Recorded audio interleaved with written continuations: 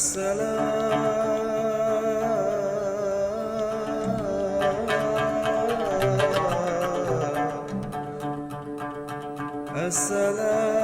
عليك يا رسول الله.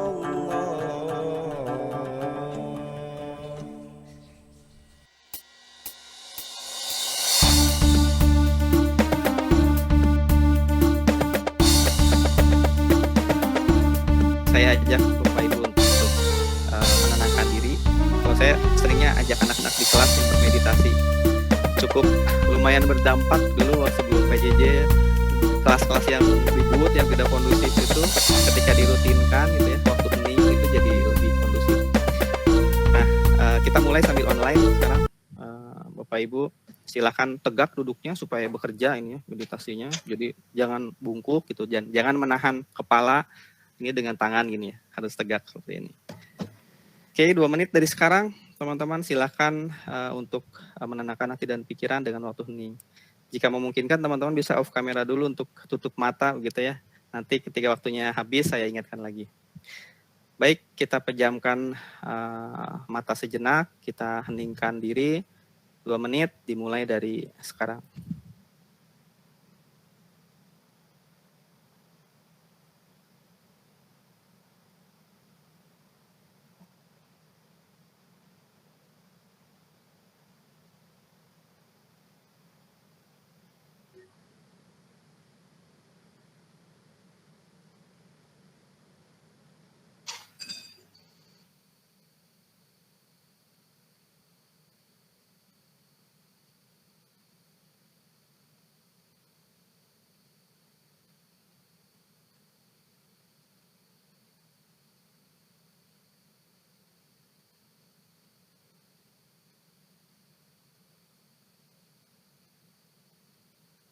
Satu menit lagi, silakan upayakan untuk menenangkan diri, bisa menghitung nafasnya Bapak Ibu.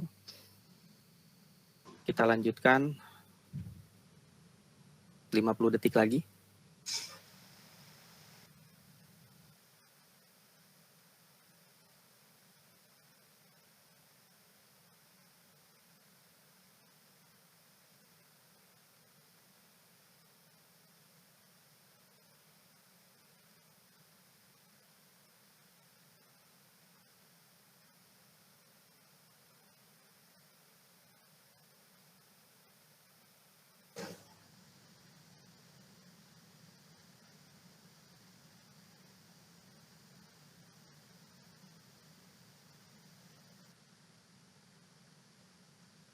Baik, kita buka mata kembali. 3 detik dari sekarang. 1, 2, 3.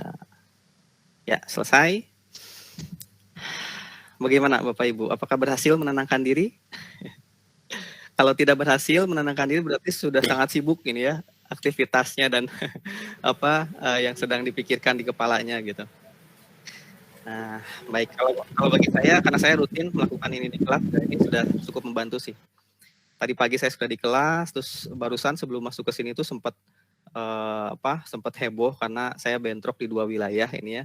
Dan saya sampaikan ke adminnya saya tidak bisa membelah diri gitu. Jadi seperti rencana semula saya join di sini gitu. Nah, semoga kita bisa lebih rileks juga ya teman-teman. Sambil belajar, sambil nanti berpartisipasi aktif gitu untuk mengonfirmasi pemahaman terkait modul ini.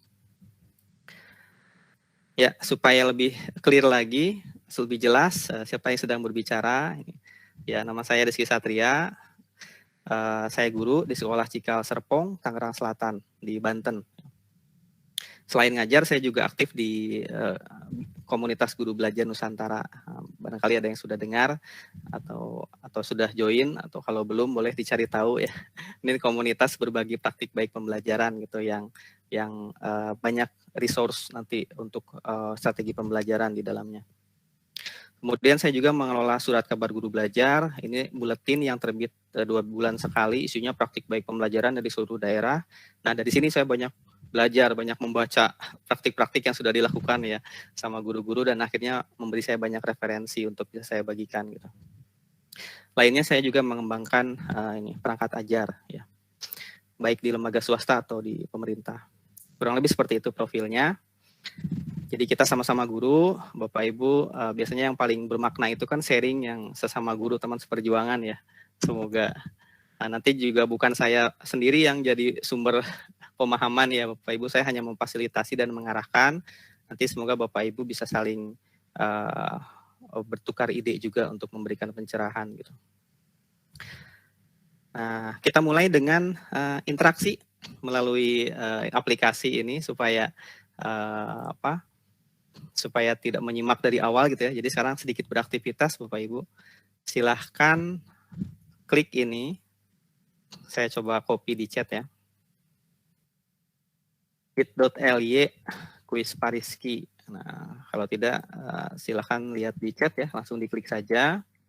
Itu nanti nyambung ke aplikasi Polev. Nah, kita akan coba berbagi kondisi ya satu sama lain supaya lebih menarik, jadi pakai aplikasi ini begitu, dan semuanya bisa berpartisipasi semoga. Ya, silahkan diklik, terus masukkan nama. Ya, kalau sudah berhasil, nanti Bapak Ibu akan sampai di sini. Nah, bisa langsung dijawab ya. Ada 5 pertanyaan. Pertanyaan pertama, bagaimana perasaanku hari ini? Wah, sudah banyak yang berhasil ya, dan menjawab sebagian besar. Perasaannya hijau, tersenyum, berarti dalam kondisi yang baik ya. Tapi ada satu yang galau ini, ada di dekat warna merah. Semoga tidak sedang buruk perasaannya ya. Nah, silakan sambil tunggu yang lain, sambil kita lihat. Wah, baik, sebagian besar perasaannya baik ya, hijau. Baik, syukur, alhamdulillah. Sekarang kita lanjut ke pertanyaan berikutnya.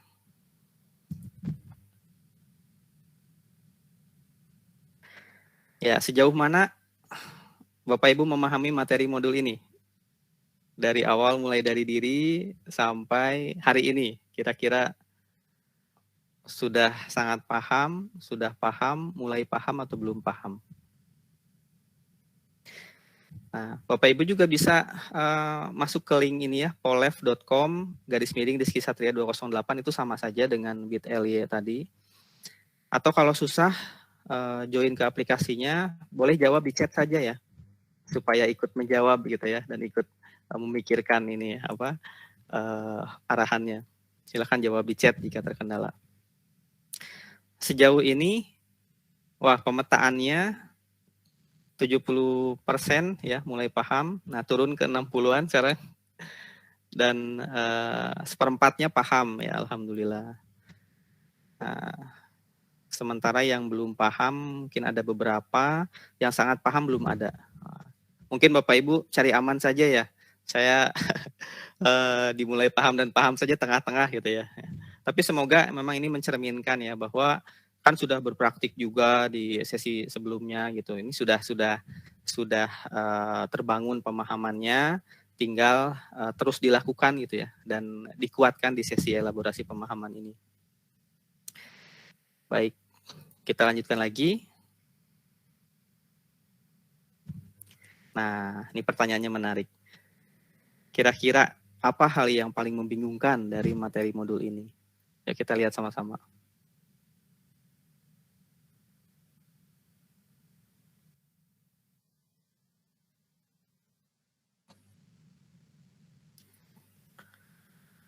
Wah, bahkan nulisnya saja saya bingung.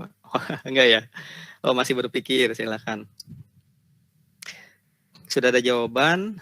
Ini menghubungkan bagian bagja, membuat program perubahan, tidak ada penerapan bagja, memahami konsep bagja secara mendalam, masih merasa kesulitan dalam menerapkan bagja, tabel bagja ya. Kebanyakan di sini ya. Ini membuat visi dalam lukisan, wah. Aksi nyatanya ya. Menciptakan prakarsa dengan bagja. Oke.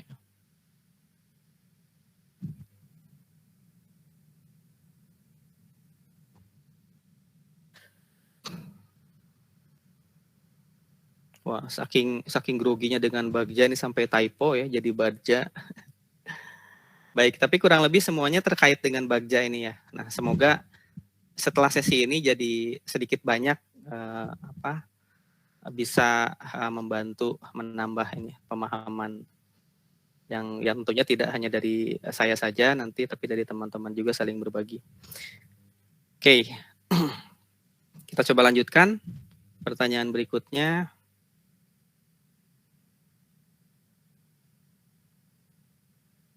Nah, apa harapan dan tujuan Bapak Ibu dalam mengikuti sesi ini? Nah, ini penting setiap kali kita hendak belajar ya. Kita coba buat harapan atau buat tujuan dulu gitu ya. Kira-kira apa yang ingin kita raih, apa yang ingin kita capai, kemana kita akan melangkah gitu. Jadi ini sederhana saja, dituliskan yang terpikir saja, tidak perlu kompleks ya. Kira-kira apa harapannya gitu setelah sesi ini berlangsung. Wah, ini harapan yang sangat kompleks ya, sangat memahami materi ini dengan baik. Tapi semoga ini tercapai.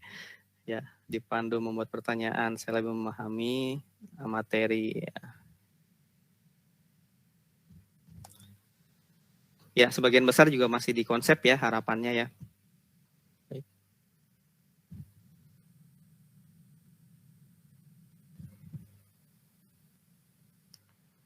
Oke, menarik Bapak Ibu.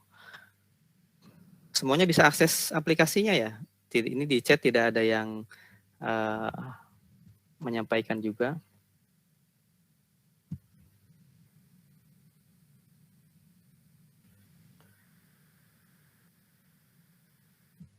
Nah, sebetulnya aplikasi ini ada limit responsnya kalau tidak salah 40 orang. Jadi barangkali ada yang masih berpikir ya, dan ini menjawabnya nggak keburu lewat gitu tadi ya. Tapi intinya kita mengorientasikan pemahaman kita untuk masuk ke sesi ini ya. Di sini kita memetakan itu, mendiagnosis kira-kira posisi kita ada di mana, dan semoga ini bisa memberikan gambaran ya. Ya, terakhir Bapak Ibu pertanyaannya, wah Pak saya masih ngetik. Ya silakan direfleksikan saja ya. Terakhir, simple, Bapak Ibu sebutkan satu kata saja ya yang paling mencerminkan modul ini. Ya, amazing atau wah bingung atau atau visi ya, itu sangat menggambarkan Bagja ya, apalagi ya. Yang sangat mencerminkan apapun, bebas, bisa perasaan, bisa konsep, bisa kata kunci, bisa opini ya.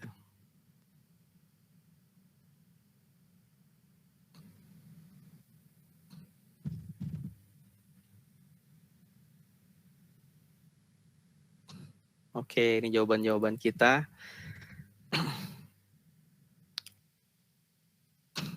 Optimalkan, terstruktur, menarik, mengubah ya.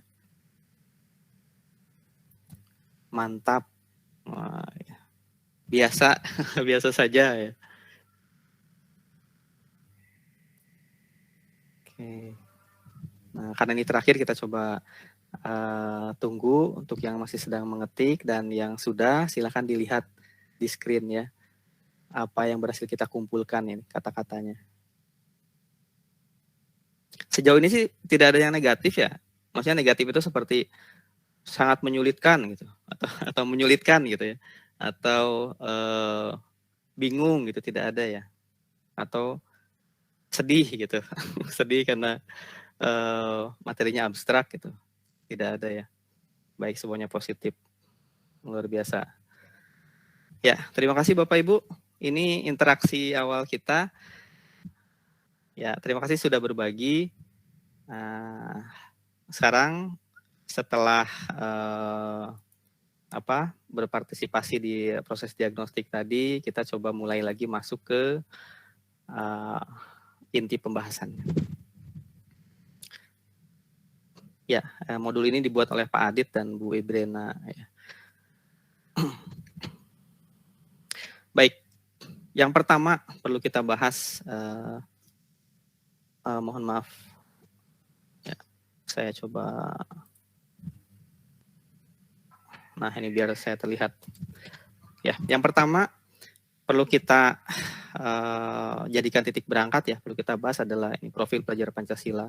Karena harapannya muara semua usaha kita itu ada di sini gitu. Bukan hanya di modul ini, tapi juga di modul lain, bahkan juga ke depan nanti di seluruh pembelajaran ya. Jadi kurikulum kita akan mengarah ke pencapaian tujuan ini. Jadi tujuan bersama gitu yang kalau kita sepakat ayo kita sama-sama kuatkan gitu. Nah, jadi harapannya adalah murid dan bahkan kita juga ya dan orang tua ya semua pihak yang terkait gitu ya bisa menjadi pelajar Pancasila, bisa menjadi orang yang punya beragam kompetensi ya yang dibutuhkan untuk menghadapi dunia yang terus berkembang gitu ya. Jika dipecah ada 6 dimensi, jika dipecah lagi ada banyak elemen, dan jika dipecah lagi ada banyak subelemen. Tapi ini sudah terpetakan dengan baik, Bapak Ibu. Saya pernah baca naskah akademiknya, sudah ada kontinumnya juga ya dari jenjang PAUD sampai SMA. Bagaimana setiap subelemen itu nanti tergambarkan ya dalam beragam kompetensi. Tapi kita belum masuk ke sana. Kita sedang mencoba mendalami, merefleksikan tentang poin-poin utama ini gitu ya, bahwa ada 6 dimensi yang harus sama-sama dibangun dan di dalamnya ada banyak elemen gitu.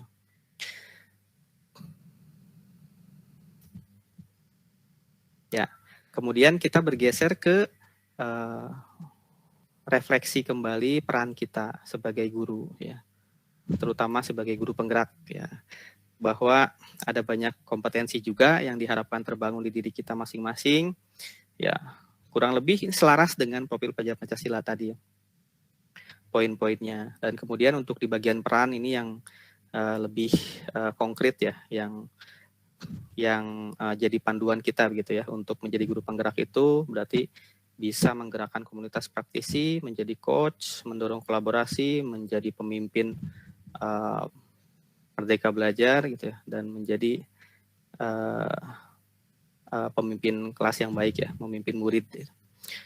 Nah, ini semua bisa diwujudkan dengan baik ya. Salah satunya dengan mewujudkan materi yang sedang kita bahas di modul ini gitu ya, dengan prakarsa perubahan yang positif ya, melalui inquiry apresiatif.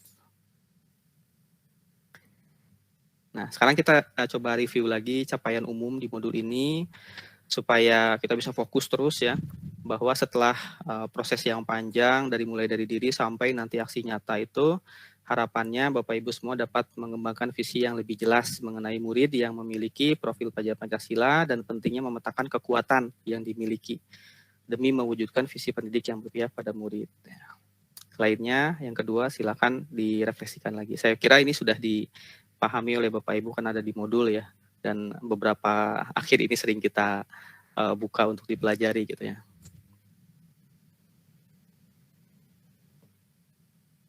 Nah, sementara ini yang spesifik ke sesi yang sedang berlangsung ya. Harapannya Bapak Ibu dapat merumuskan dan mencapai visi yang menumbuhkan profil pelajar Pancasila pada murid-muridnya melalui inisiatif perubahan yang positif dan apresiatif, melalui inquiry apresiatif, melalui bagja. Nah, di sini saya ingin mengajak juga Bapak Ibu untuk mereview kembali apa yang sudah dipetakan di aktivitas sebelumnya ya. Bapak Ibu sudah pernah mencatat ini, dan di sini ada contoh jawaban yang ya harapannya menjadi impian bersama ya, menjadi hal yang memang kita sepakati bersama gitu. Bahwa yang ingin kita capai adalah murid-murid yang merasa kompeten, mandiri, dicintai, memiliki kepercayaan diri, serta determinasi untuk mencapai segala yang mereka impikan. Jadi pelajar sepanjang hayat gitu ya, yang self-regulated learner, yang bisa meregulasi dirinya sendiri gitu. Sehingga saya percaya bahwa murid itu ya pasti positif gitu ya. Dan selain itu saya juga sadar, saya juga yakin, saya juga paham gitu ya, akan hal-hal positif yang bisa mendukung itu gitu. Nah, semoga ini terus bisa dikuatkan bersama-sama ya Bapak Ibu. Nah, ini ada ajakan untuk sharing. Barangkali ada 1-2 orang yang mau berbagi dulu sebelum nanti suara saya terus ini yang terdengar dan mungkin jika terlalu lama akan nanti jadi bosan gitu ya. Jadi silakan mungkin dari Bapak Ibu 1-2 orang saja yang ingin berbagi. Kira-kira visi Bapak Ibu mengenai murid dan sekolah impian itu seperti apa? Ya, ini tinggal bacakan saja yang sudah dilakukan, dikerjakan gitu ya di sesi sebelumnya juga bisa. Silakan, siapa yang mau sharing?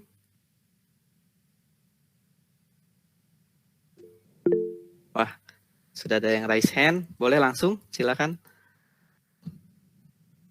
Bu Asrofi, ya. Semoga tidak kepencet ya. Iya, Pak. Ya. Terima kasih.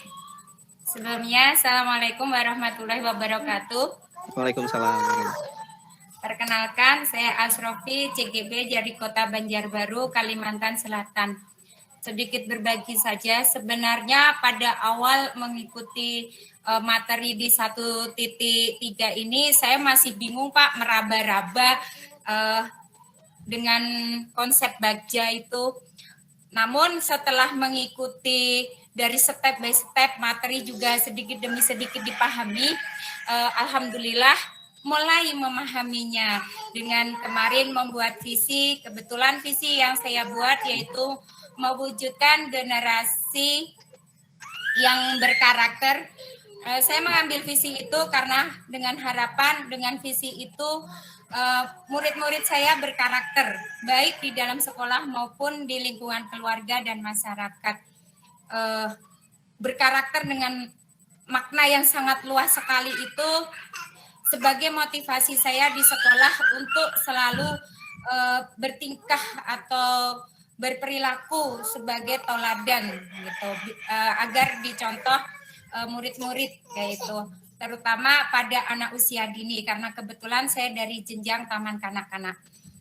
Untuk penerapan Bagja pada awalnya saya bingung Pak, namun ketika membuat strategi pada tugas demonstrasi kontekstual itu sempat saya otak-atik di jawaban terlebih dahulu, baru ke pertanyaan. Namun saya bolak-balik seperti itu. Awalnya memang bingung, tapi pada akhirnya tersusunlah tugas tersebut gitu. Terus untuk harapannya sih nanti semua ini dapat tersalurkan atau tersampaikan ke murid saya dengan kegiatan yang telah saya susun, yaitu mengembangkan keterampilan siswa melalui tarian daerah. Makasih, itu pengalaman saya mengikuti modul 1.3. Wassalamualaikum warahmatullahi wabarakatuh. Waalaikumsalam. Bu Asrofi, terima kasih banyak sudah sharing ya. Saya kira itu sudah cukup lengkap ya, hanya dari 1 orang yang berbagi ini. Jadi semoga bisa menguatkan untuk yang lain, karena jika kita satu frekuensi, kurang lebih visi kita itu akan serupa gitu. Pasti akan bermuara ke sana gitu ya. Murid yang berkarakter, berkompeten gitu ya. Murid yang bisa bermanfaat gitu ya, baik untuk dirinya, lingkungannya, agama, keluarga, negara gitu ya. Pasti semuanya akan bermuara ke hal yang serupa gitu ya. Dan tadi sudah ada contohnya dari Bu Asrofi, semoga ya kita bisa saling menguatkan gitu visi kita ke depan gitu tentang murid. Nah, sebetulnya yang lebih penting adalah kita menemukan kembali visi ini. Karena dari rutinitas yang dilakukan sehari-hari gitu ya, apalagi yang saya ini belum 10 tahun mengajar Bapak Ibu, barangkali Bapak Ibu ada yang sudah belasan atau puluhan tahun. Saya belum 10 tahun saja, kadang saya terlalu sibuk dengan rutinitas tuh saya lupa gitu ya, dan jangka waktu yang lama tentang visi saya gitu ya, untuk murid itu ingin seperti apa gitu ya, fokus ngajar saja gitu. Kalau kata Sapardi Djoko Damono ada puisinya kan, kita kadang sibuk merangkai bunga gitu ya, tapi lupa untuk apa gitu. Nah, jangan sampai akhirnya jadi apa yang kita lakukan tidak bermakna karena kehilangan visi gitu. Jadi itu yang ingin coba dikuatkan di titik ini gitu ya. Terima kasih Bapak Ibu, terima kasih Bu Asrofi. Nah, kita kembali ke Bapak.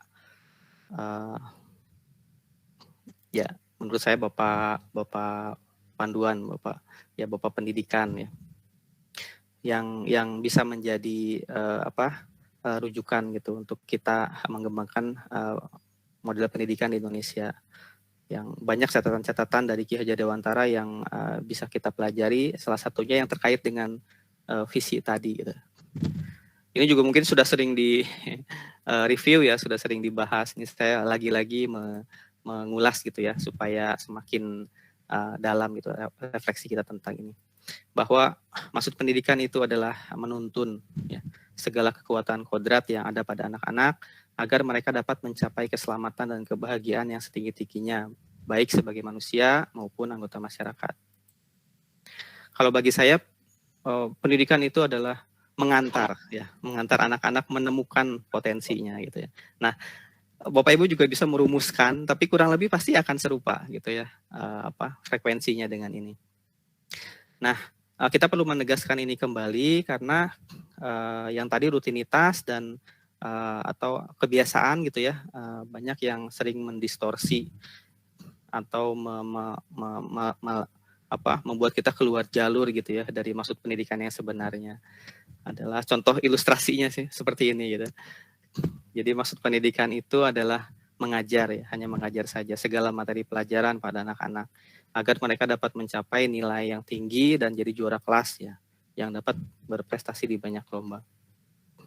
Nah, ini tidak salah, tapi ketika ini jadi visi satu-satunya, gitu, nah ini sering bermasalah, ya, karena jadi mengorbankan ya tadi kedirian siswa, mengorbankan kodratnya gitu ya, karena tidak semua siswa bisa distandarkan dengan standar prestasi yang sama, terutama untuk lomba gitu ya.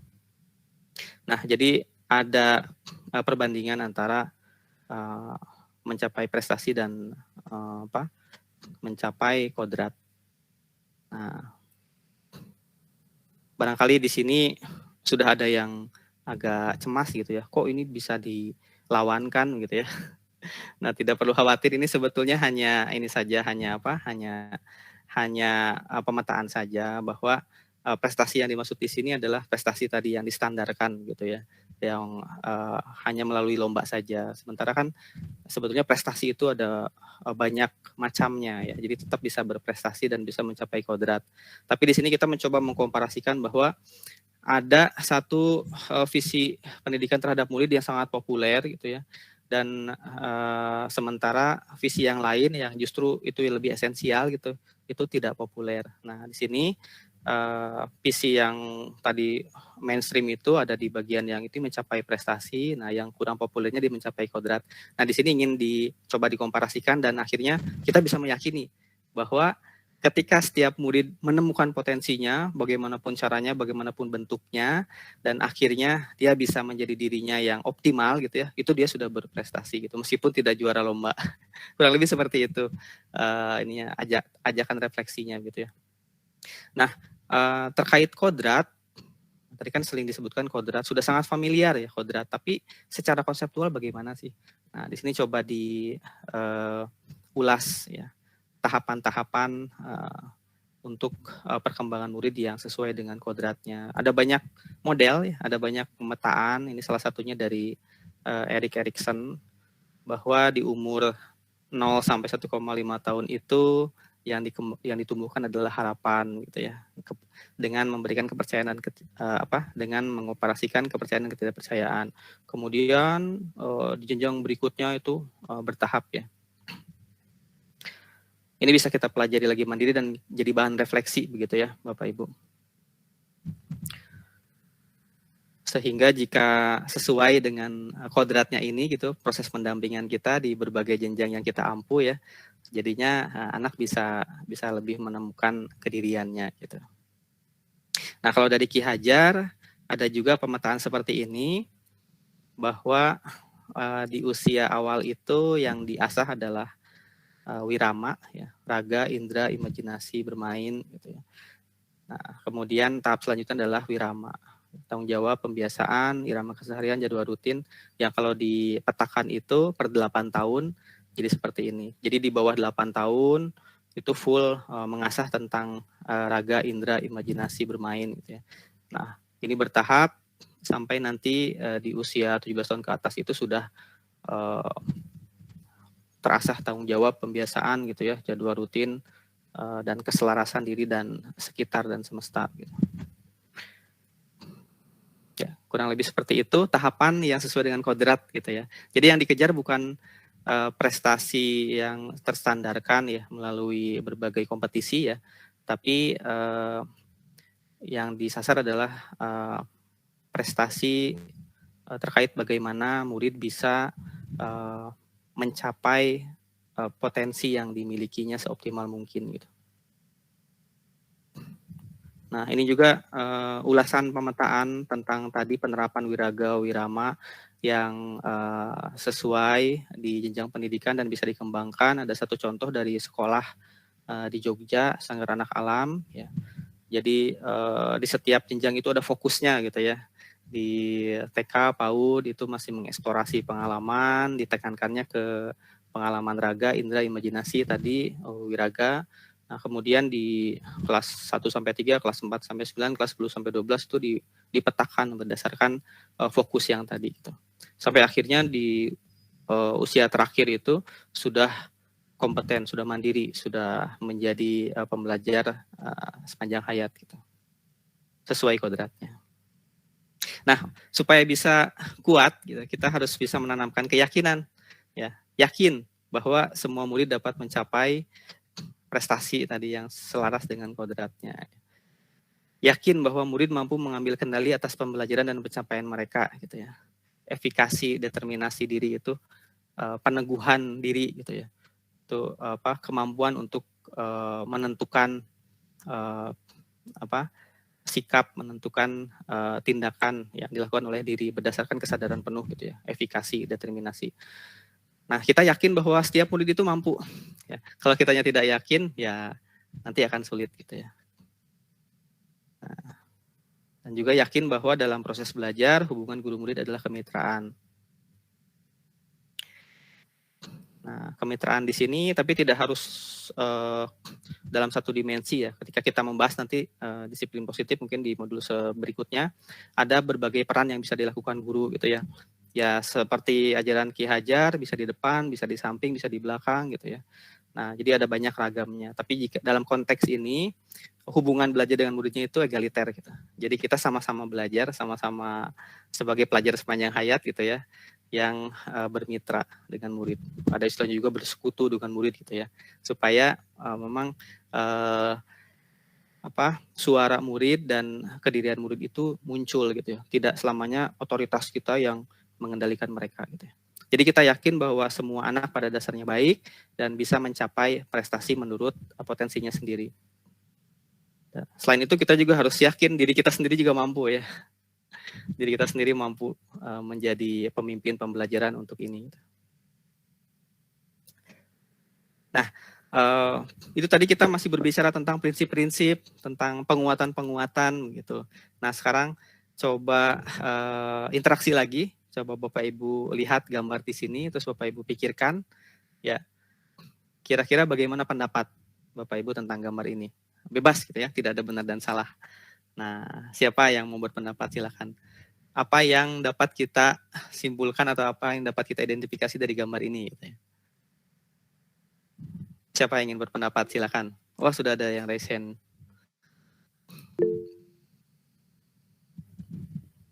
Ibu Istiqomah, ya betul? Ya Pak. Ya, silakan. Dari gambar situ saya melihat bahwa yang pertama pembelajarannya sangat menyenangkan. Lihat semua fokus, mata fokus pada satu temannya yang di depan. Itu. Sampai ada anak yang di luar siswa kelas itu pun sampai mau melihat dan terlihat semuanya asik, menarik. Gitu Pak. Ya, baik. Terima kasih banyak pendapatnya Bu Isti. Ya, biasanya kalau ada teman saya namanya Istiqomah dipanggilnya Bu Isti, betul Bu? Betul Pak. Ya, terima kasih. Kita lihat pendapat yang lain. Di sini ada Bu Darna yang duluan raise hand, silakan. Ya siap Pak. Kalau menurut saya ada satu anak yang mendapat kesenjangan.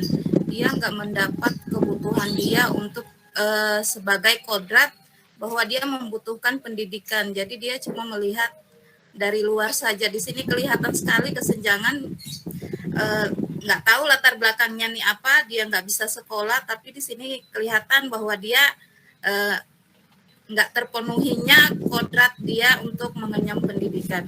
Itu Pak, terima kasih. Ya, baik, terima kasih kembali pendapatnya. Ada Bu Sri juga, Sri Wahyuni, silakan. Ya, terima kasih Bapak atas kesempatan yang diberikan. Yang terlihat dari gambar ini adalah kesenjangan dalam pendidikan, ketidakmerataan dalam memperoleh pendidikan itu sendiri. Terima kasih. Ya, baik. Baik, terakhir dari Pak Hendri ya, Bapak-bapak, ini belum ada suaranya. Silakan Pak Hendri. Baik, terima kasih. Ya, baik, terima kasih Pak. Mohon maaf saya tidak menunjukkan kamera saya. Ya. Saya melihat pada satu titik anak ini bahwa ada kemauan dia untuk belajar. Terima kasih. Baik. Ya, ada banyak pendapat ya yang beragam ya, Bapak Ibu terkait ini. Nah, tidak ada yang benar dan salah, itu bagaimana cara kita melihat ya, dan mungkin yang disampaikan Bapak Ibu juga itu belum lengkap. Kalau saya berikan kesempatan ceritakan gambar ini dalam 1 jam, barangkali akan keluar berbagai pendapat ya. Tadi hanya gambaran saja gitu ya. Nah, gambar ini sebenarnya ada maksudnya. Coba kita lihat dulu slide berikutnya. Nah, terkait dengan upaya mencapai visi ya, yang kita lakukan dengan inquiry apresiatif.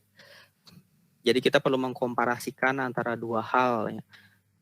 Ada satu prakarsa perubahan yang berorientasi kepada masalah, dan ada prakarsa perubahan yang berorientasi kepada kekuatan atau potensi gitu ya. Saya kira Bapak Ibu sudah sangat paham mempelajari modul ini dari awal ya. Bahwa yang sedang kita pelajari inquiry apresiatif itu lebih ke model yang kedua ini, yang berorientasi pada kekuatan dan potensi. Nah, di sini kita ingin mencoba mengkomparasikan saja supaya lebih jelas ya, bahwa lagi-lagi yang mainstream itu, yang mayoritas yang dilakukan biasanya begitu ya, itu yang orientasi ke masalah gitu ya. Jadi kira-kira apa nih yang harus diatasi dari masalah yang ada. Jadi perspektifnya ini ada sesuatu yang salah gitu ya. Terus jadi fokusnya ke kelemahan atau ke kesulitan gitu ya. Dan pengalaman emosi yang ditimbulkannya jadi negatif gitu ya. Seperti kita mengkritik negara gitu ya. Biasanya kan fokus ke masalah terus akhirnya jadi negatif emosinya gitu ya. Karena ada kemarahan gitu ya. Nah, model yang lain yang inquiry apresiatif itu upayanya lebih ke mengidentifikasi, menyelidiki kekuatan gitu ya, dan perspektifnya pasti ada hal positif yang bisa dibangun gitu ya. Kemudian fokusnya di apresiasi kekuatan, potensi, aset ya, dengan semangat kolaboratif. Nah, jika demikian emosi yang terbangunnya jadi positif, jadi bahagia karena kita fokus ke hal yang positif gitu ya. Nah, jika dikomparasikan seperti ini dan diingatkan lagi ke materi yang sedang kita bahas ya, terutama dikuatkan dengan gambar ini ya, bahwa kita harus selalu melihat yang positif gitu ya dibandingkan yang negatifnya. Nah, pasti ketika kita kembali ke gambar ini, otomatis Bapak Ibu pasti akan melihat hal positifnya langsung semua ya. Nah, tapi saya tidak bermaksud menjebak ini ya. Pembuat slide ini juga tidak bermaksud menjebak gitu ya. Jadi tadi betul bahwa ada hal-hal negatif yang perlu kita bahas. Nah, jadi barangkali di sini yang bisa saya kuatkan adalah ada perdebatan antara kita harus melihat hal yang positif terus, yang masalahnya jangan dilihat gitu ya. Dan ada yang berpendapat ya tetap namanya masalah masa dihindari gitu ya. Nah, sebetulnya tidak hitam putih sih melihat ini. Inquiry apresiatif itu menyadari bahwa ada masalah. Jadi sebenarnya masalah juga harus diidentifikasi ya. Tadi ada kesenjangan, betul ya. Ada misalkan ini hal negatif apa di sini, sekolahnya kotor gitu ya, berantakan gitu ya. Itu kita kan memetakan situasi. Harus dipetakan juga masalah. Tapi ketika ingin melakukan perubahan, fokusnya ke yang positifnya gitu. Jadi bukan semata-mata inquiry apresiatif itu tidak melihat masalah sama sekali, bukan. Nah, jadi jika kita melihat lagi gambar ini, yang pertama perlu kita petakan yaitu keseluruhan situasi ya. Kita juga tidak tahu anak ini apakah jangan-jangan murid ini juga sebetulnya murid yang ada di dalam sana, hanya dia inginnya di luar gitu ya. Atau kan kita tidak tahu, atau sedang dihukum tapi hukumannya tidak disiplin positif gitu ya, jadi sudah nunggu di luar gitu ya. Jadi bukan kesenjangan tapi soal disiplin saja barangkali gitu ya, kita tidak tahu. Jadi hal yang perlu kita lakukan adalah memahami dulu situasinya sebaik mungkin gitu ya. Dan itu tidak bisa dilakukan selintas lalu seperti tadi gitu ya. Bagaimana pendapatnya? Itu harus ada proses investigasi terlebih dahulu gitu. Nah, tapi intinya soal tadi ya Bapak Ibu, bahwa fokus kita ke positifnya, tapi kita juga tidak melupakan hal yang negatif gitu. Kenapa itu penting? Karena tadi kaitannya dengan emosi. Saya mengalami sendiri ya. Saya ingin perubahan di dunia pendidikan gitu ya. Oleh karena saya aktif di berbagai komunitas guru gitu ya. Nah, tapi fokus saya ke negatifnya terus. Wah, banyak hal yang perlu dibenahi. Emosi yang terbangunnya itu negatif.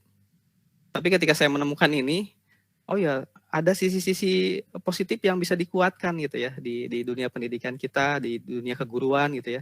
Dan ketika fokus saya lebih banyak ke hal yang positif, suasana hati saya juga jadi positif gitu. Saya jadi lebih optimis gitu ya. Saya jadi lebih banyak tersenyum gitu. Sementara sebelumnya tuh lebih banyak merenung gitu ya. Nah, seperti itu Bapak Ibu terkait dengan fokus hal yang positif ini. Kita coba lanjutkan ke pemaknaan terhadap inquiry apresiatif. Ya, kita bisa baca sama-sama. Barangkali ada yang melihat di HP ya, sekarang kecil, saya jadi bantu membacakan ya. Inquiry apresiatif adalah suatu filosofi, suatu landasan berpikir yang berfokus pada upaya kolaboratif, ya, menemukan hal positif dalam diri seseorang, dalam suatu organisasi, dan dunia di sekitarnya, baik di masa lalu atau masa kini. Ini menurut orang yang pertama kali mengkaji tentang konsep ini ya, Copprider ini. Ini masih muda ya, belum. Biasanya kan kalau ada kutipan tokoh begini sudah ilmuwan kakek-kakek gitu ya. Tapi ternyata masih bugar ini. Copprider ini bisa dilihat di YouTube ya. Sosoknya seperti apa. Tapi dia yang pertama kali mengkaji tentang konsep ini dan akhirnya digunakan oleh banyak instansi ya, baik di pendidikan maupun luar pendidikan, banyak di perusahaan, di yayasan gitu. Dan sejauh ini berhasil gitu. Nah, semoga kita juga bisa melakukan hal itu. Ya. Nah, kemudian kita menggunakan model Bagja ini untuk bisa menerapkan inquiry apresiatif yang sudah dipraktikkan oleh teman-teman semua ya.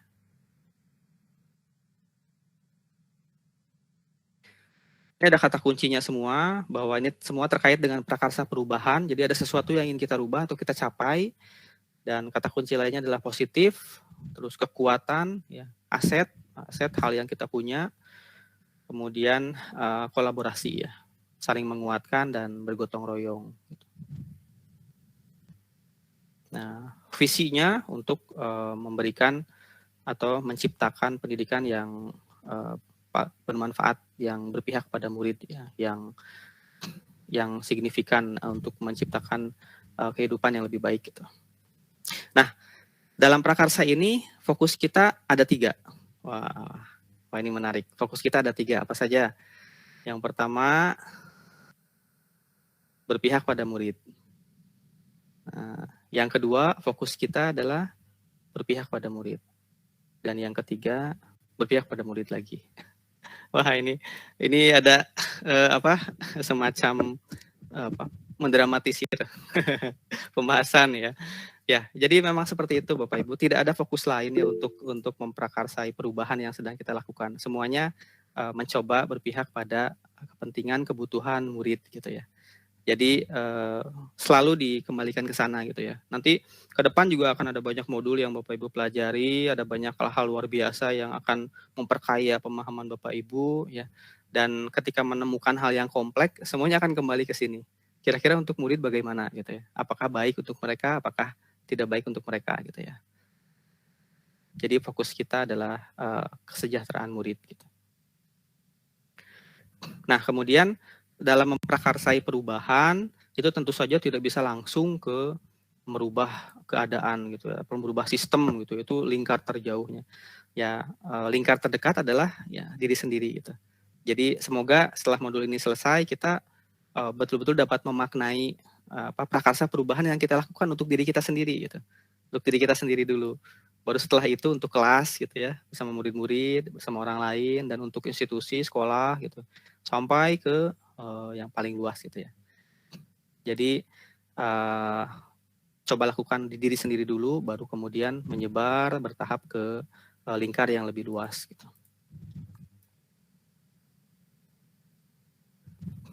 Oke, nah ini untuk menguatkan juga, menurut Ki Hajar Dewantara, kita kembali ke Bapak Pendidikan, bahwa kita perlu memperhatikan 3 hal ya ketika melakukan perubahan. Disingkatnya di sini trikon ya, continue, convergent, konsentris ya. Pada intinya adalah perubahan itu harus dilakukan secara berkesinambungan ya, harus sinkron gitu ya, harus selaras, universal, dan kontekstual ya, yang bermakna gitu, sehingga kita bisa tergerak diri sendiri, terus bergerak, ada tindakannya, dan kemudian bisa menggerakkan gitu ya, untuk diri sendiri dan orang lain, lingkungan, sampai ke menggerakkan semesta gitu ya. Nah, sebelum ke situ, maksud saya sebelum ke bahasan lebih jauh tentang Bagja, ini setelah ini ya, silakan Bapak Ibu, ada yang raise hand tadi saya lihat, barangkali mau berpendapat atau menyampaikan pertanyaan, silakan, saya persilakan dulu ya.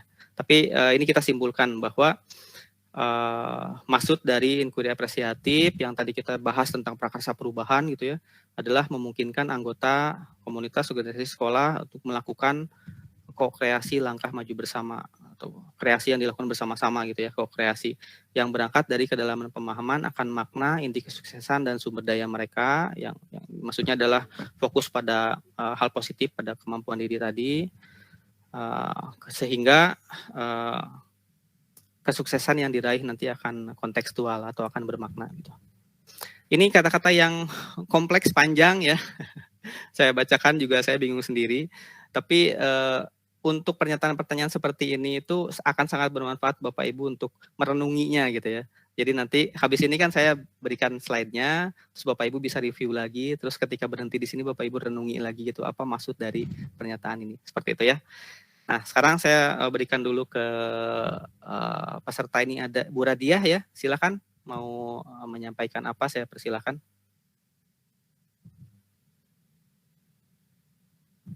Atau kepencet Bu, atau masih mute sekarang? Bu Radiah ini raise hand.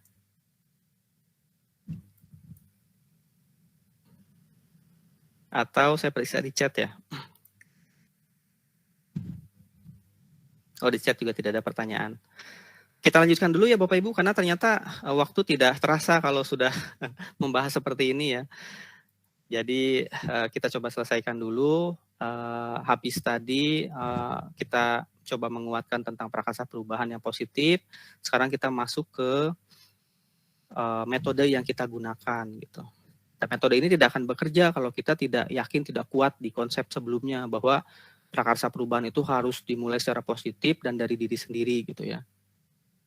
Nah, kalau yang saya alami ketika memahami Bagja itu lebih ke ini kata-katanya gitu ya. Kayak pertama buat pertanyaan apa?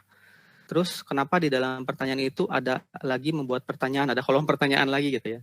Jadi skema-skema seperti itu yang seringkali membingungkan. Tapi ketika Bapak Ibu terbiasa dengan design thinking ya, dengan berpikir secara terstruktur dan terkonsep gitu ya, ini akan mudah gitu memahami pemetaan berpikir seperti ini gitu ya. Dan itu pasti akan tercapai jika Bapak Ibu semua selesai memahami mengikuti modul ini sampai akhir gitu ya, sampai nanti lulus jadi guru penggerak. Nah, kalau saya mencoba menyederhanakan gitu ya, ketika ada konsep yang dirasa sulit untuk dipahami sehingga make sense gitu ya, sehingga masuk akal, benang merahnya sederhananya gimana gitu, saya coba merumuskan ulang gitu. Nah, karena itu juga yang dilakukan para ilmuwan ya, mencoba menyederhanakan hal yang sulit gitu ya. Nah, Bapak Ibu juga bisa melakukan itu. Di sini saya hanya memberikan contoh gitu ya. Nah, jadi Bagja itu kan diambil dari metode inquiry apresiatif 5D ya. Sudah ada konsepnya, apresiatif inquiry 4D biasanya dimulai dari discover ya, atau dimulai dari define. Nah, ketika kembali ke sini itu sudah bisa menambah setiap poinnya ya, bahwa buat pertanyaan itu define ya. Berarti kita bisa menyederhanakan di proses B itu buat pertanyaan kita mengidentifikasi tujuan. Jadi apa yang ingin kita ubah? Nah, prakarsanya mulai ditemukan di sini gitu ya, diidentifikasi. Terus apakah selalu merubah? Mungkin juga ada istilah lain yang lebih pasnya itu mencapai gitu ya. Dan ketika mencapai itu jadinya berubah juga gitu ya. Tapi intinya kita mengidentifikasi apa yang ingin dirubah atau dicapai gitu ya di proses B ini buat pertanyaan atau define.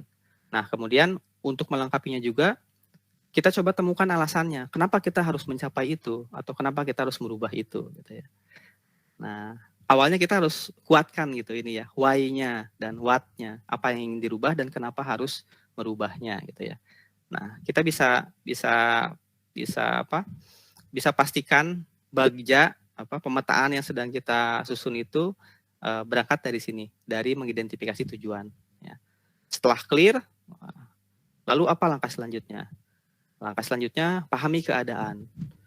Nah, jadi ketika kita ingin merubah sesuatu, kita sudah merumuskan apa yang ingin dirubah atau dicapai, kita tentu saja harus memahami kan situasinya gitu ya, sadar lingkungan gitu ya. Bagaimana kondisi nyata yang kita hadapi gitu ya. Nah, jadi di discover ini fokusnya ke pahami keadaan, bagaimana kondisi nyata yang sedang terjadi. Dipetakanlah situasinya seperti apa, sudah jelas situasinya, lanjut ke dream atau gali mimpi. Nah, di sini sederhananya kita bisa merumuskan harapan. Bagaimana kondisi ideal yang seharusnya terjadi. Nah, masalah itu kan biasanya timbul ketika ada gap antara harapan dan kenyataan gitu ya. Nah, tapi masalah di sini bukan hal yang negatif ya, maksudnya dilihat sebagai tantangan gitu ya. Tantangannya muncul, oh ada gap nih antara sesuatu yang ideal dengan kenyataan yang sebenarnya. Nah, disitulah prakarsa perubahan kita mulai terbentuk gitu ya. Jadi kita akan merubah sesuatu secara jelas gitu ya. Nah, setelah itu lanjut ke jabarkan rencana. Jadi kira-kira apa yang bisa dilakukan? How gitu ya. Bagaimana cara melakukannya? Itu dijabarkan rencana di J. Nah, terakhir atur eksekusi, deliver atau destiny, ada juga yang menyebut konsepnya begitu. Itu kita berbagi peran. Nah, kenapa jadi berbagi peran? Karena appreciative inquiry ini kan tadi kata kuncinya kolaborasi. Jadi harus ada pihak yang saling menguatkan gitu ya. Tidak hanya kita sendiri. Meskipun tujuannya untuk kita sendiri gitu ya. Untuk kita sendiri saya sederhananya ingin lebih lebih mahir sesuatu hal gitu ya. Itu kan diri sendiri, tapi tetap ada kira-kira apa yang bisa kita manfaatkan dari lingkungan, siapa yang bisa membantu kita, siapa yang bisa sharing dengan kita gitu ya. Itu terpetakan upaya-upaya kolaboratifnya gitu ya. Istilahnya ada community konteks gitu ya, memberdayakan konteks lingkungan sekitar gitu. Nah, sehingga kita bisa berkolaborasi mencapai tujuan. Nah, kalau disederhanakan seperti itu Bapak Ibu. Barangkali ketika membahas bagja ya di kesempatan lain ya, di forum-forum diskusi saya dengan komunitas guru, ketika dijabarkan dengan lebih sederhana seperti ini jadi terbayang benang merahnya gitu ya. Jadi lebih ternyata sesederhana itu gitu ya. Hanya memang skema yang kita lakukan itu sedikit membingungkan, tapi pada prinsipnya tuh seperti ini gitu, kurang lebih. Ya, jadi ketika kita ini dari sederhana ini setelah kita tangkap konsep prinsipnya, lalu kita masuk ke pemetaan-pemetaan itu jadi lebih bisa terpahami gitu ya. Nah, kita coba. Nah, tadi maksudnya seperti ini Bapak Ibu. Di sini ada buat pertanyaan, tapi di sini ada pertanyaan lagi. Itu kan hal yang ketika pertama kali dilihat itu cukup membuat kita berpikir gitu ya. Ini maksudnya apa pemetaannya gitu ya. Nah, tapi kalau sudah terbiasa ini akan membantu gitu. Nah, kalau kita kembali ke sini, ini kan simpel ya teman-teman. Nah, di sini kan tinggal dijabarkan semua. Nah, kalau gitu ya kenapa nggak dibuat seperti ini saja gitu? Simpel udah. Kenapa harus membuat pertanyaan gitu di kolom ini? Ada yang bisa berpendapat nggak? Kenapa sih kita harus membuat pertanyaan? Dan akhirnya bisa merumuskan tindakan yang bisa dilakukan untuk menjawab pertanyaan ini. Apa Bapak Ibu? Sederhananya, nah ini, mengapa pertanyaan? Kenapa kita harus merumuskan pertanyaan? Ada yang memberikan pendapat? Silakan. Sudah ada yang open mic. Ini lewat dulu yang raise hand ya, karena mungkin tadi konteksnya berbeda. Silakan langsung disampaikan saja ya yang ingin berkomentar. Kenapa kita harus membuat pertanyaan? Menurut kami ini untuk menemukan masalah dulu, Pak. Jadi untuk menemukan masalah. Jadi pertanyaan dibuat untuk menemukan masalah. Iya betul. Ya, dengan pertanyaan itu kita bisa mengidentifikasi masalah, tapi harus hati-hati nanti jangan fokus ke masalah itu ya.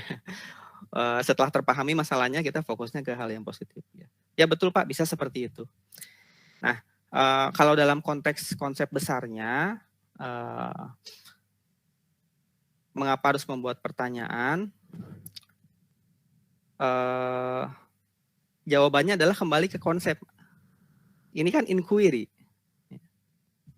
Kenapa disebutnya inquiry apresiatif? Gitu? Kenapa ada kata inquiry-nya? Kenapa tidak disebutkan saja desain perubahan gitu? Kenapa harus pakai kata inquiry? Ya karena inilah gitu. Inquiry itu ya seperti yang kita sering praktikan di kelas ya dengan anak-anak, pembelajaran berbasis inquiry gitu ya.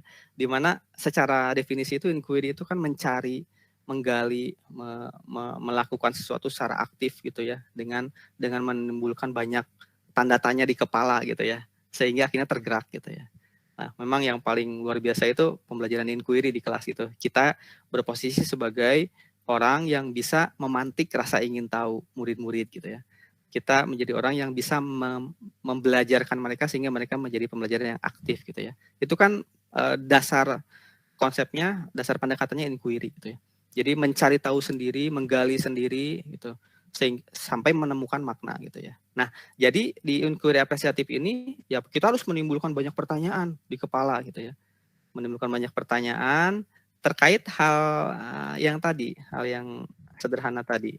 Nah, pertanyaan ketika kita ingin mengidentifikasi tujuan, apa pertanyaan-pertanyaan yang perlu kita munculkan di kepala gitu ya.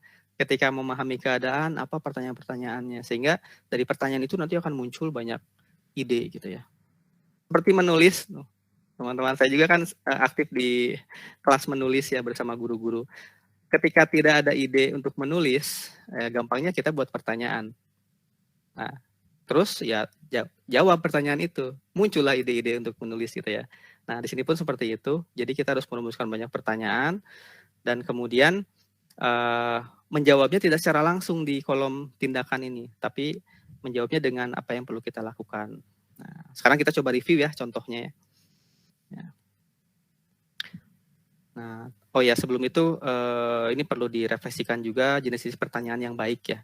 Pertanyaannya yang mengarah kepada hal yang positif, yang memunculkan narasi baru. Maksudnya adalah pertanyaan yang tidak kita ketahui tapi akan menimbulkan hal baru yang bisa kita temukan gitu dan sebagainya. Ini untuk direfleksikan. Nah, supaya tidak terlalu panjang di hal-hal yang konseptual seperti ini, kita langsung lihat contohnya saja. Nah, baik. Define-nya, buat pertanyaannya, atau tadi identifikasi capaian tujuannya. Jika dijabarkan lebih jauh, itu seperti ini. Nah, ini sudah dipelajari juga, bahkan sudah dipraktikkan oleh Bapak Ibu. Oke, kita langsung masuk ke contoh.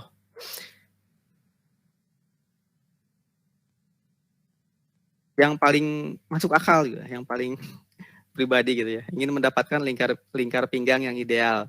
Ya ini alasannya bukan untuk tren ya, tapi untuk kesehatan ya. Untuk lingkar pinggang yang ideal itu bagaimana? Ya kita identifikasi dulu tadi poin perubahannya apa. Nah kemudian di sini jadi kita buat pertanyaan yang ini yang akan menentukan arah penyelidikan kekuatan potensi peluang gitu. Contohnya adalah apa yang harus saya lakukan untuk mendapatkan lingkar pinggang ideal dengan cara yang sehat. Nah, jawabannya seperti ini. Nah, oke. dibuat simpel. Saya kira tadi akan banyak. Dibuat simpel. Contoh pertanyaan, apa yang harus saya lakukan untuk mendapatkan lingkar pinggang ideal dengan cara yang sehat? Gitu. Tindakannya mencari informasi di buku jurnal kesehatan dan berkonsultasi ke dokter gizi melalui aplikasi daring. Nah, prinsipnya tadi hal sederhananya itu adalah kita sedang mengidentifikasi tujuan, kita sedang mengidentifikasi capaian, tapi dibuat skema pertanyaan dan tindakan ini supaya inquiry-nya muncul gitu, supaya kita mencari tahu, mengulik-ngulik terus gitu ya. Tahapan ini gitu ya, tahapan define ini. Nah, kalau pindah konteksnya ke pendidikan, ke pembelajaran di kelas, ketika prakasa perubahannya mengembangkan pembelajaran yang dapat meningkatkan kreativitas, nah pertanyaannya jadi seperti ini. Apa yang harus saya lakukan untuk mengembangkan pembelajaran yang dapat meningkatkan kreativitas anak? Nah, ya seperti itu. Saya kira coba kita diskusikan dulu ya, karena kalau dibahas satu-satu ini bisa panjang karena harus detail satu-satu. Tapi saya harap tadi secara benang merahnya sudah dapat dan kita sudah bisa diskusi gitu ya.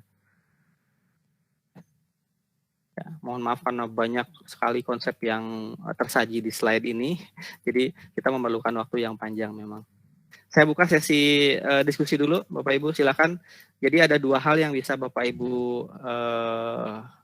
kontribusikan ya, bisa pertanyaan atau jawaban atau komentar pendapat gitu. Silakan. Ini sudah ada yang raise hand dari tadi, barangkali yang ingin menyampaikan sesuatu. Saya lihat urutannya ada Bu Darna ya, terus Pak Wahyudi. Nah, silakan. Siapa? Ini Pak terkait ketika kita memetakan kekuatan kita. Pada saat kita membuat suatu program, umpama program saya kan sekarang kan lagi BDR di Kalsel, masih BDR. Ya. Saya membuat program meningkatkan gotong royong, pendekatan proyek. Berarti kerjasama kan sama orang tua, dia bikin proyek di rumah. Tapi orang tua ini masih menganut budaya bahwa sumber belajar utama itu masih guru. Jadi dia belum bisa menerima bahwa proyek itu dilakukan bersama-sama. Dia masih kalau ngambil LKS ya dia masih terima karena dari guru tugasnya. Karena pemikiran dia sumber belajar ya dari guru. Jadi untuk menjalin hubungan supaya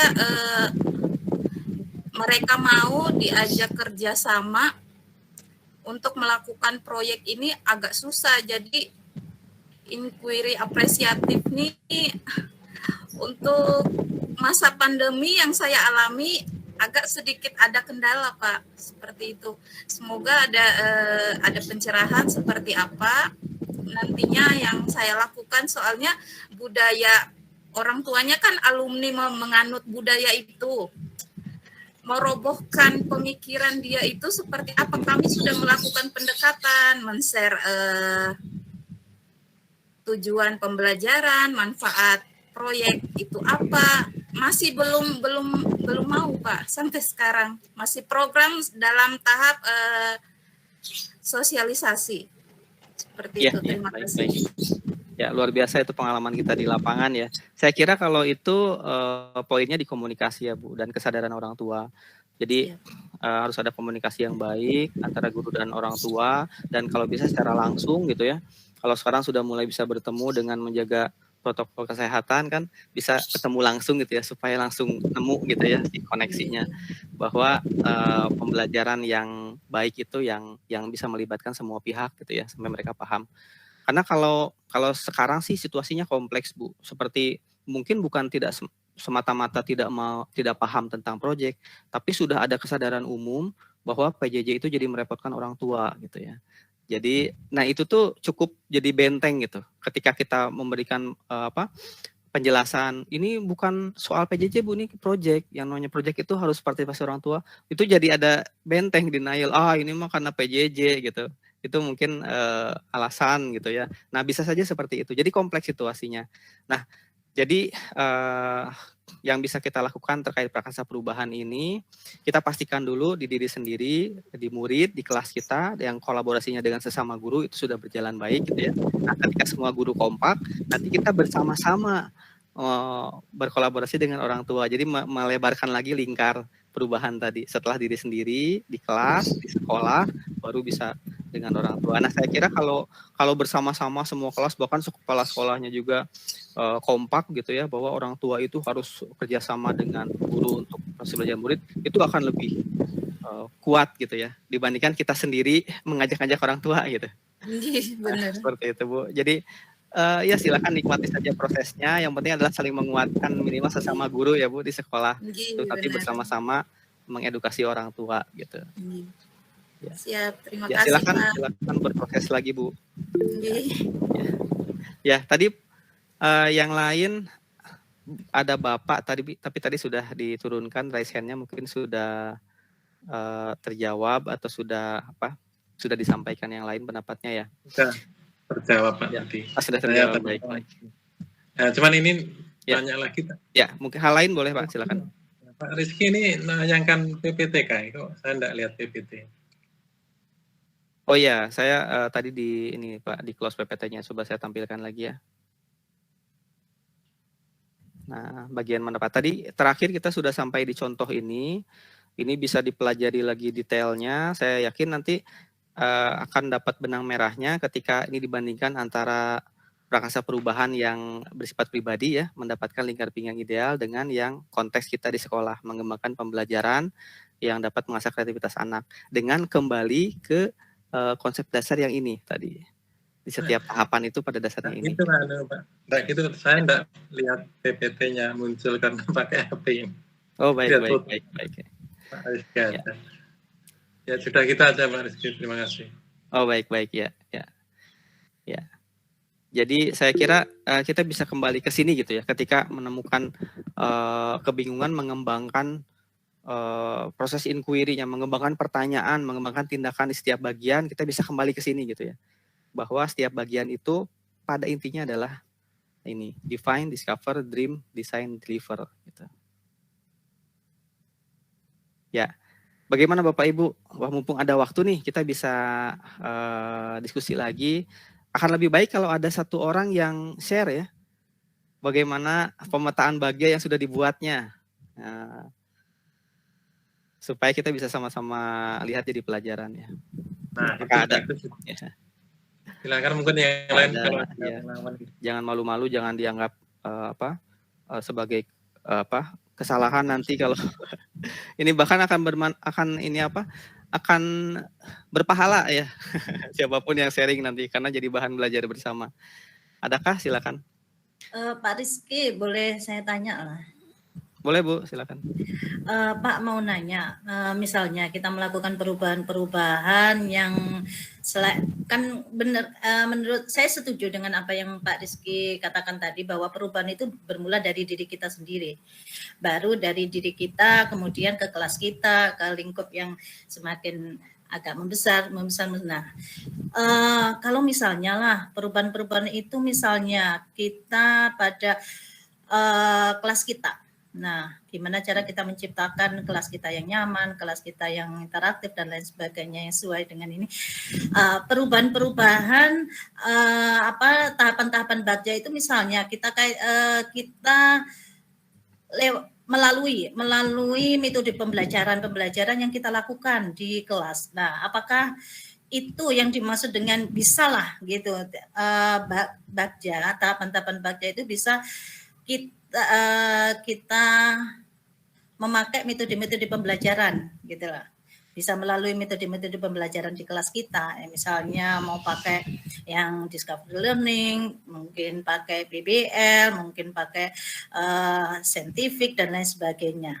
Menurut Pak Rizky gimana? Ya, prakarsanya untuk meningkatkan kualitas pembelajaran di kelas, Bu. Selain itu ya, dan selain itu juga inginnya menciptakan suasana belajar yang nyaman, anak yang interaktif, dan Karena iya, kadang kan sentralnya itu kalau di kelas itu kayak guru yang ini. Nah, kalau dengan metode-metode pembelajaran seperti itu kan anak yang beraktivitas dan anak yang belajar gitu. Kita hanya memfasilitasi. Nah, kalau kayak gitu ya, gimana? ya. Baik, itu sudah sesuai, Bu. Ya, selama ada sesuatu yang ingin kita capai atau ingin kita rubah gitu ya, sehingga nanti ketika itu tercapai atau terjadi, itu bisa lebih baik dari kondisi yang sekarang gitu. Itu berarti kan sudah ada perubahan.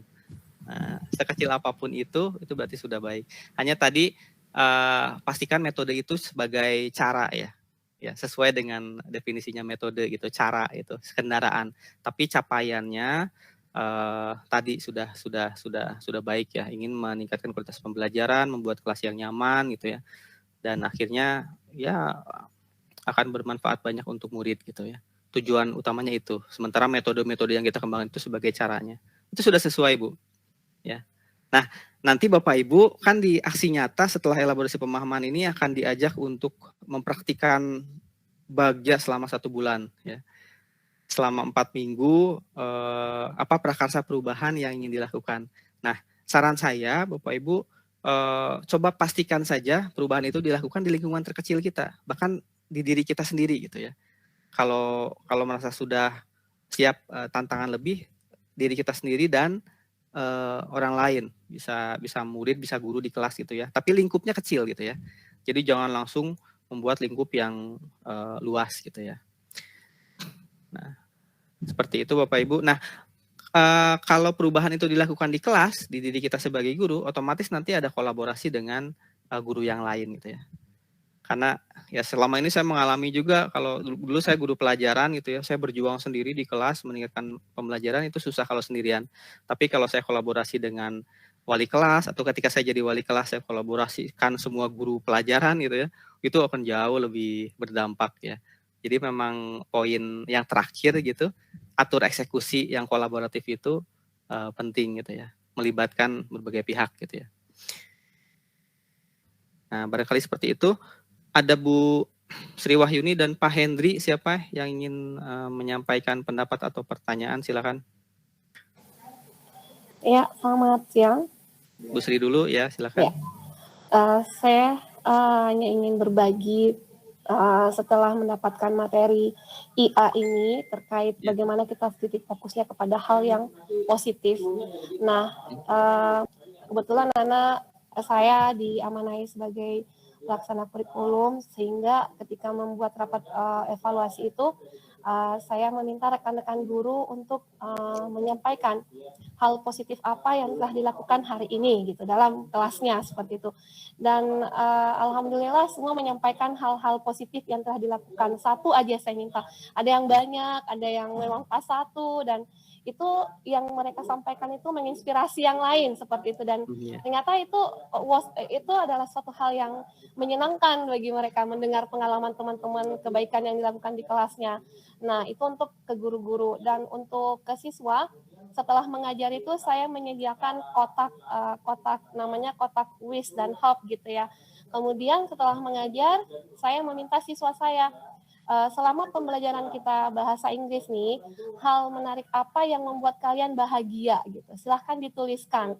Dan itu mereka tuliskan, ada yang menuliskan pada saat kita main games gitu. Ada yang menuliskan ketika ibu guru memuji saya. Nah, itu hal-hal positif yang coba saya terus coba lakukan supaya kita terbiasa melihat hal positif, karena seperti tadi ya, ketika disajikan gambar ya kita karena sudah terbiasa pola melihat hal-hal yang kurang, melihat kekurangan, sehingga kita tidak terbiasa melihat kebaikan seperti itu.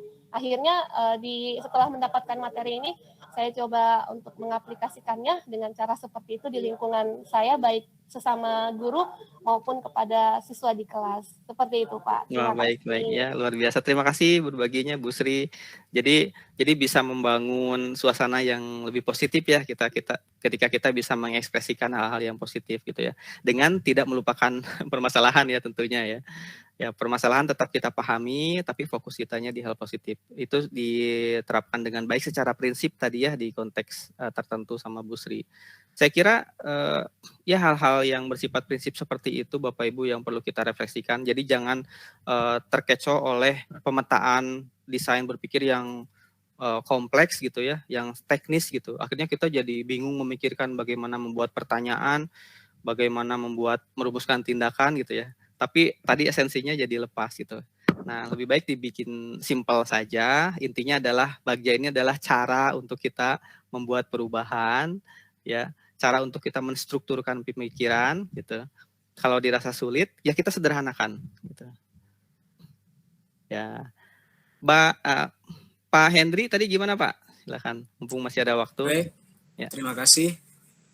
Selamat sore, salam sehat semua. Saya Hendri dari Bontang. Menarik sekali materi ini, menumbuhkan semangat untuk membuat perubahan di setiap lini, Pak. Yang ingin saya tanyakan begini, saat kita membangun perubahan itu, kita melibatkan semua pihak. Kita gali setiap potensi, kita berkolaborasi dengan semua.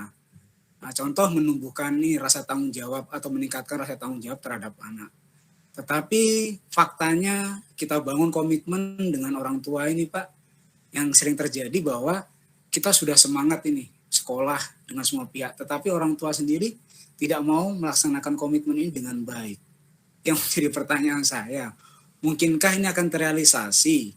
Terus kira-kira langkah apa yang harus dilakukan ini? Sepertinya yang perlu dibangun ini adalah orang tua, bukan anaknya, seperti itu. Itu Pak, terima kasih. Pertanyaan saya seperti itu. Ya, baik. Ya. Tentu ada banyak strategi nanti yang bisa dikembangkan Pak, dan perlu dilihat spesifik di setiap tempat kita bekerja, setiap sekolah itu beda dinamikanya begitu ya. Nah, kalau mungkin saya bisa berbagi untuk di sekolah saya, itu memang dari awal pendaftaran itu sudah banyak diskusi dengan sekolah gitu ya, sudah ada banyak sosialisasi gitu ya, bahwa nanti ketika anak Bapak Ibu bergabung di sekolah ini, berarti kita harus mengupayakan kolaborasi gitu ya, bahwa kita harus belajar bersama, karena pada dasarnya setiap orang ya, orang tua, apalagi kita nanti punya kalau saya gitu nanti punya anak yang sudah sekolah, sekarang masih kecil, Bapak Ibu mungkin sudah punya anak, pasti meskipun bukan guru akan terbayang, akan sepakat bahwa pendidikan yang baik itu adalah yang semua pihak bisa berkolaborasi mendukung anak gitu. Jadi fokusnya ke anaknya, orang tua dan guru itu bekerja sama mendorong mereka gitu. Pasti akan sepakat. Tidak ada yang, wah saya tidak sepakat. Menurut saya ya sekolah itu ya tanggung jawab guru. Pendidikan itu tanggung jawab guru. Itu hampir tidak ada saya pernah nemu ya. Pasti meskipun berat gitu ya, minimal dari awal itu sudah terkonfirmasi bahwa guru dan sekolah harus berkolaborasi, fokusnya untuk anak. Bukan untuk siapa-siapa gitu ya, untuk anak gitu. Nah, ketika itu dikonfirmasi di awal, ya tidak langsung jadi baik juga perjalanannya, ada banyak dinamika, ya kan ada banyak tipe orang tua yang sibuk gitu ya, yang memang tidak bisa mendampingi, atau juga yang gaya komunikasinya ajaib sehingga pasti selalu konflik gitu ya. Itu pasti ada terjadi gitu ya. Tapi saya kira itu bisa ditangani. Nah, untuk prakarsa perubahan ini juga tidak selamanya habis di orang tua. Yang penting tadi saya sudah sampaikan, kuat dulu di sekolah kita, kuat dulu di kolaborasi antar guru, kuat dulu kolaborasi dengan ya pemimpin sekolah, dengan ketua yayasan kalau di swasta gitu ya, atau dengan pihak berkepentingan terkait seperti dinas setempat gitu ya. Semuanya berkolaborasi dengan baik.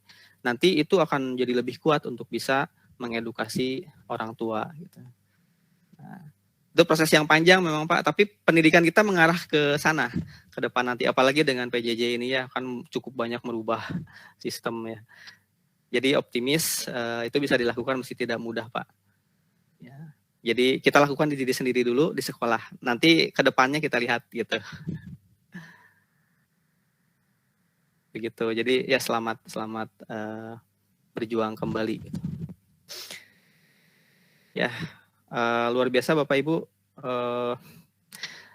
tidak terasa waktu ya sudah berjalan. Tapi tadi kita mulai agak telat, jadi mungkin ini juga agak mundur sedikit. Tapi semoga dari pembahasan yang sudah kita lakukan, jadi ada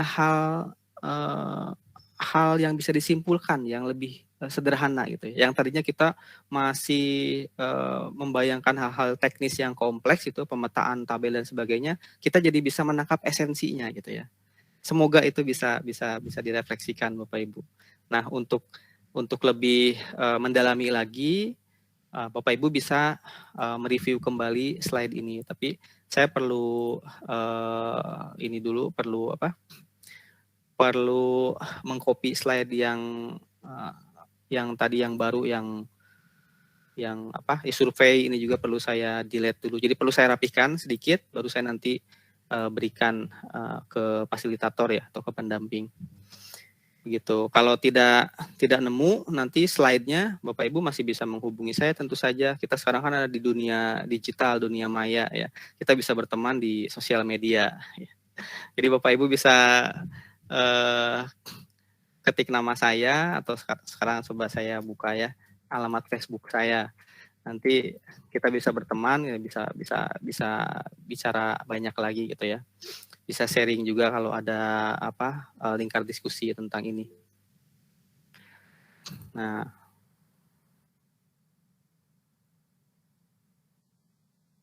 ini Facebook saya di chat. Bapak Ibu, tidak ada salahnya kan kita berteman kalau ada Facebook ya. Tapi kalau sudah tidak menggunakan Facebook ya mungkin di kesempatan lain, di tempat lain kita bisa berdiskusi lagi gitu ya. Nah, seperti itu. Tadi tidak sempat ada yang sharing bagjanya, tapi kan itu sudah dilakukan di sesi sebelumnya ya. Bapak Ibu sudah sharing di kelompok masing-masing. Juga Bapak Ibu di sini kan sudah saling kenal sejauh ini ya, bisa sharing langsung gitu ya, bagaimana pemetaan yang dilakukan oleh setiap orang, minimal di beberapa teman diskusi kita gitu ya. Karena yang kita perlukan adalah berdiskusi secara kontinu gitu, sampai berapa bulan ke depan nanti gitu ya. Semoga Bapak Ibu bisa menemukan lingkar-lingkar diskusi ya di komunitas ini, minimal dengan 4-5 orang grup kecil gitu ya, untuk bisa saling berbagi secara terus-menerus gitu. Nah, sementara untuk tujuan sesi ini untuk menguatkan dan menyederhanakan hal yang kompleks, semoga bisa tercapai. Lainnya pasti banyak pertanyaan-pertanyaan yang ada di kepala ya. Saya pikir itu baik juga untuk inquiry.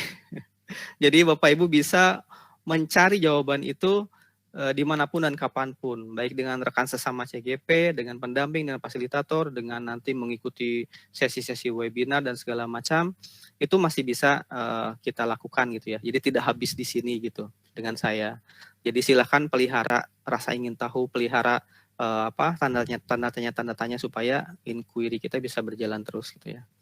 Dan saya doakan semoga nanti proses penyelesaian sampai aksi nyata itu bisa berjalan dengan baik gitu. Dari saya itu saja Bapak Ibu, karena saya harus lanjut ke sesi berikutnya, tapi nanti sih masih ada jeda. Nah, mungkin sekarang 5-10 menit kalau masih mau berbincang untuk diskusi boleh, atau mau kita simpulkan, kita refleksikan juga boleh gitu. Nah, saya sambil kembali ke slide tadi. Jadi kita tadi sudah di akhir ya, sudah di contoh ini. Contoh-contoh pertanyaannya. Ingat kalau di sini terlalu kompleks, kembali ke prinsip sederhana ya. Nah, setelah itu sudah selesai. Ini di rencana ke depan dan refleksi. Supaya tercatat refleksinya di Padlet ya, Bapak Ibu. Saya langsung bagikan saja, ini linknya. Nanti di Padletnya diisi nama, terus jawaban untuk 3 pertanyaan panduan. Pertanyaan panduannya, apakah saya sudah mengikuti sesi ini dengan optimal gitu ya? Ya, dengan menyimak, berpendapat, bertanya gitu, itu berarti sudah optimal. Tapi kalau tadi sempat ditinggal, sempat ngelamun, sempat tidak ikut secara penuh, berarti tidak optimal. Nah, kemudian apa pemahaman yang bisa saya simpulkan? Nah, jadi mungkin bisa dirumuskan dalam satu paragraf atau beberapa kalimat atau poin-poin juga bisa. Nah, terakhir apa pertanyaan lanjutan? Apa pertanyaan yang masih ada di kepala teman-teman? Nah, semoga jadi setelah terpetakan di Padlet ini kita bisa saling lihat dan saya juga bisa memetakan kembali gitu ya. Untuk nanti mungkin digenapi di sesi-sesi bersama pendamping dan fasilitator. Ya, untuk tautan ke Padlet ini saya berikan lagi di chat. Silakan, tidak harus sekarang, mungkin sekarang mau istirahat dulu ya, mau merenung dulu boleh sambil menunggu nanti slide-nya, atau mau istirahat, mau ini apa, mau menggerakkan badan dulu supaya fokus lagi boleh. Tapi harapannya ya segera saja dibuat refleksinya ya hari ini, supaya tidak dinanti-nanti gitu ya. Nah, hari ini silakan sesuai dengan daerahnya masing-masing. Apakah ada daerah yang belum saya tuliskan? Nah, dari Bontang, Hulu Sungai Tengah, Barito Kuala, ada Pak, Hulu Sungai Selatan belum Pak. Oh, ada Hulu Sungai Selatan ya. Iya. Banyak ya daerahnya ini berkumpul bareng.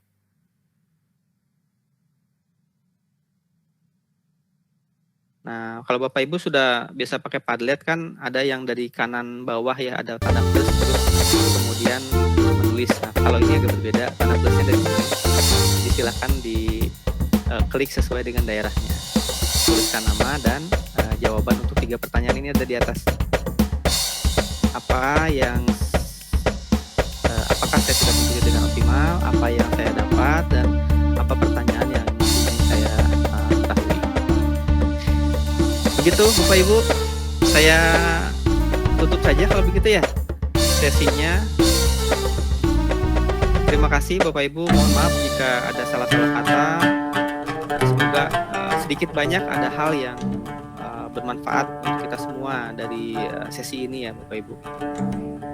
Terima kasih banyak. Apakah sekarang adminnya sudah ada atau hostnya?